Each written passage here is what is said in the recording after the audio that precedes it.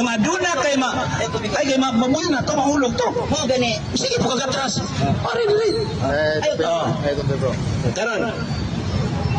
Kung aduna kay mabasa nga simbolo, mapabunyag ko nimo karon. Asa mabasa? Mabasa. Ana ka. Ay, mabasa. Unya mabasa. Pasabot sa tao. Kay ano? Pasabot sa tao. Unya ningon unsa may giingon ni Kristo? Mao kini ang akong unod, mao kini ang simbolo. Ningon Unsa may mabasa?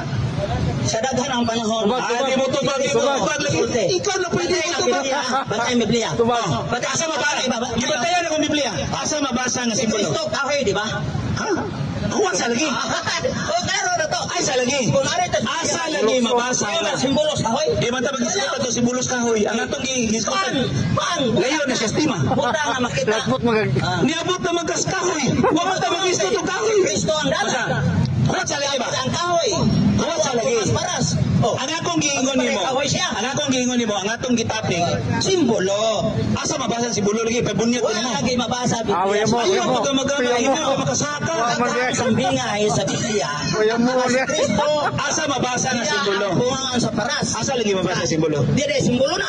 Asa lagi mabasa? Asa mabasa? Anak kang mabasa ng simbolo. O yung usay mabasa diya. Nagpakatao. Usay mabasa. Basa nagpakahoy. Diba? Usay mabasa diya sa Biblia sa Lucas 22:19.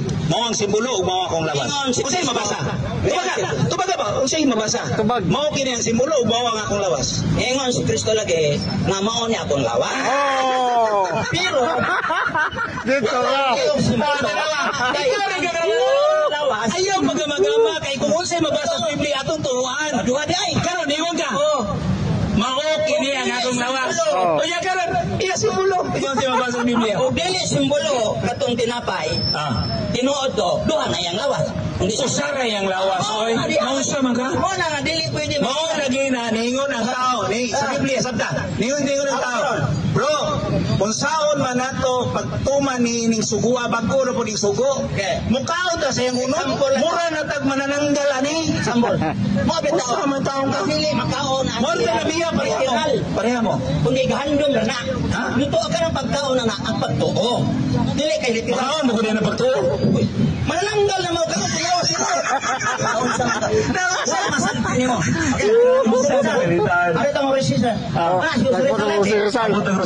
Wala kay karon makaklaro na to ni. Ang asa pagkatinuod ba? Abot ng Rizal. Ang gusto sa Biblia ang pagkatinuod.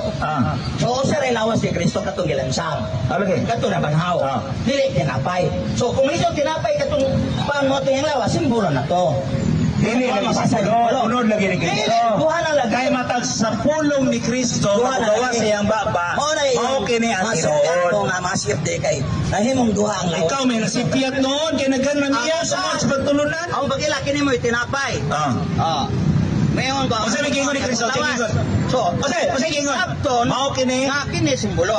Mao kini ang akong, ano ba? Mao kini ang akong. Pero buwad mo yung lawas. Di mo tubag. Di mo tubag. Dili na matawag simbolo ni. Kay usa na may nakita. Di mo tubag. Kunit si Kini mo ay pan. Anya usa gisulti ni Kristo pan. Mao ni akong lawas. Simbolo di. Simbolo kay na akong lawas. Usa may gingon ni Kristo. Wala gid. Ato pagsabot ba?